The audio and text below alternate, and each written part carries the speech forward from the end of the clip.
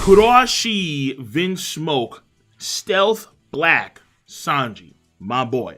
In the latest chapter of One Piece, chapter 931, Sanji dons the raid suit. He puts it on, and we get to see a little snippet of what the raid suit can do. Now, Sanji himself, of course, cannot utilize the full power of the raid suit just yet. He's using it for the first time in his life. However, the power of the raid suit is significant when it comes to his durability, when it comes to his movements, and when it comes to the new ability that comes with. The raid suit gives him a durability buff to where the attacks of page 1 slightly hurt Sanji.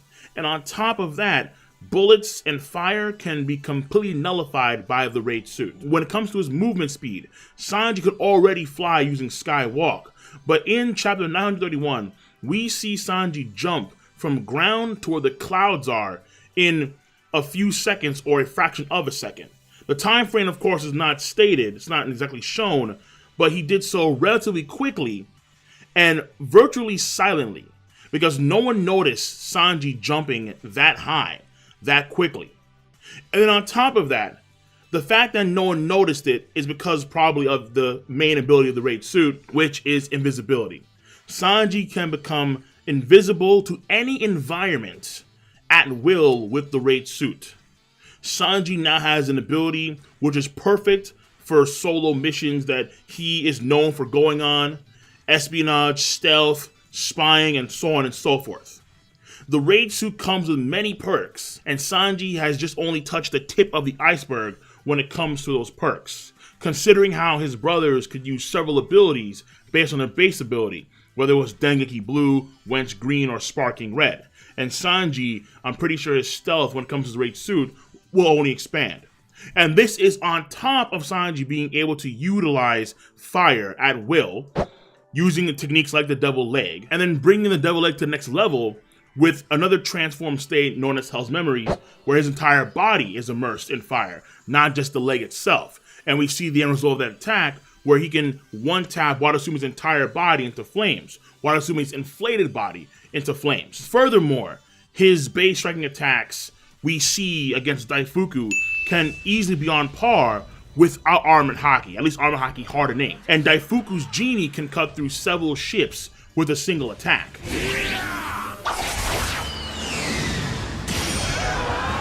We saw Sanji lift the cake, the cart, the seal, and the passengers on the cart with ease and bring it to Bija's ship. And we know that Sanji has fairly good stamina and fairly good endurance, considering how Sanji, with a body that could barely move, was still able to fight against the right-hand man of Don Flamingo, Virgo. Sanji fractured his leg against Virgo, and he was still fighting against Virgo with said fractured leg, and Virgo could never land a solid shot on Sanji. Furthermore, Sanji's speed is top class among the Tribe Pirates. Considering how Sanji could speed blitz someone like Oven, and no one around him saw him do that, grab Chiffon, and then go back on the ship with, again, an audience watching this whole thing go down.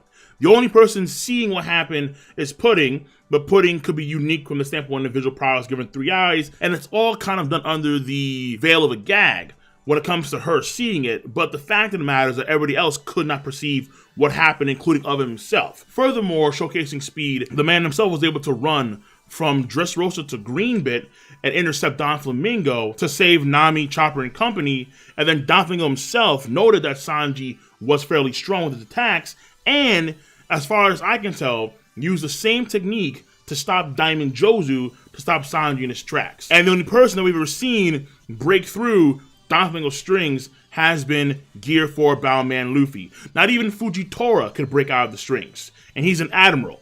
Now, mind you, maybe the birdcage strings are unique from that standpoint, potentially. But if Dofi's strings could cut through meteorite from his main body, and the strings could cut through the meteorites from the birdcage, then it's really hard to tell if the birdcage strings are truly that much more different than his regular strings. So it's safe to say that the strings can only be broken from someone as strong, physically as strong, as Gear 4 Boundman Luffy. So Sanji's stats so far have been fairly clean and fairly good overall. And I do want to see Sanji in a full-on fight, and we're kind of getting that now with page 1, and it's about damn time. So the question now becomes, when you see Luffy, how Luffy has grown at such a tremendous rate and now his bounties in the billions, and you understand that at some point in the story, Luffy will be actual combat peers with Yonko, well, what about the rest of the crew? In particular, the main fighters of the crew would be Sanji, Jinbei, and Zoro. Now, the question would be, and of course you can put Frankie and Brook and Robin as well, where people want to rank them. Like, I would honestly say that Frankie is probably like the strongest, like after those guys, and then Robin and then Brook. Like, but Brook is very fast, so it's kind of hard to gauge, honestly. But Robin is fairly strong. Keep that in mind. Again, note what she did to Hakuba, and Hakuba I think maybe even faster than Brook. It's a safe bet, in all honesty. However, Oda, for whatever reason, has yet to show Robin in the fight, which is just to suffer. Blowing my mind, honestly. But that being said, the main fighters of the crew at some point in the story have to be able to fight at least on par with commanders of Yonkos if Luffy is going to be parallel to other Yonkos, which of course we know he will be eventually in the story. So that eventually could be coming relatively soon, meaning this arc Wano Kuni, and over the course of this arc, we're going to see Sanji. He already has his raid suit buff. A lot of folks surmise, including me, that the Nidai will play a role when it comes to Zoro getting a buff as well. So these individuals can finally be on that commander level and scrap with commanders, mainly King and Queen. Potentially Jack is an option as well. So when we think about Sanji in page 1, if Sanji can handle page 1 with relative ease, then it should be possible in some respects for Sanji to handle a Yonko commander. Now keep in mind this. Page 1 is among the flying 6 of the Beast Pirates, and these are the top 6 fighters among the headliners of the Beast Pirates. So they are comparable. I think it's very safe and fair to say that they are comparable to the senior officers of the Big Mom Pirates. Now, whether or not page 1 is the weakest or the strongest or somewhere in the middle when it comes to the flying 6, we're not too sure. We'll find out somewhere later on in the arc. But they are at least comparable to a Daifuku, to an Oven, to a Perospero, and so on and so forth. Another comparison that you can make is, let's say, Adams or Speed Zero or Curiel or even Vista potentially of the Whitebeard Pirates. Because the top 3 in these Yonko's crew, if you see the Yonkos as peers, that's a very big thing right there. If you see the Yonkos as somewhat being peers, maybe being slightly weaker, slightly stronger than other Yonkos, then it'd be safe to say that the same thing applies for their crews as well. So Marco isn't so much more stronger or so much more weaker than King. The same if we go to Katakuri. Katakuri is not that much weaker or stronger than Marco, and vice versa. So, and we're talking about, of course, the overall combat ability. So if you think about it from this standpoint, can page 1 be easily defeated by, let's say, Jack, Queen, or King? I'm not too sure. I would say no, but they would ultimately still lose to Jack, Queen, or King. Would Vista easily lose to Diamond Jozu, Marco, or Ace? Would Speed Zero, would Adams easily lose to Marco or Ace? People would say, and I think rightfully so, they are the 3 strongest of the Whitebeard commanders. And I would say they would still lose to Marco, Ace, and Jozu, but it wouldn't be an easy fight. Could Cracker or Smoothie take care of Perospero, Oven, or Daifuku easily? I don't think so. Katakuri is undefeated, and I would guess that he's fought and sparred against his brothers as well, and his sisters. So, potentially, we've already seen that they've lost to Katakuri. Fine. Potentially, of course. That's my assumption. But, again, I don't think Katakuri could easily beat Daifuku, or easily beat Oven. So, the parallel here would be, if you can view a commander having a somewhat difficult fight against a senior officer, then you can see that same way with Sanji in page 1. If Sanji can handle page 1 relatively easily, or it's a mid-diff fight, which I think would be a fair case here, like I don't think Vista's getting washed by Marco. I honestly don't. I think if Marco fought against Vista, Marco would beat Vista at least in the mid-difficulty fight. At least.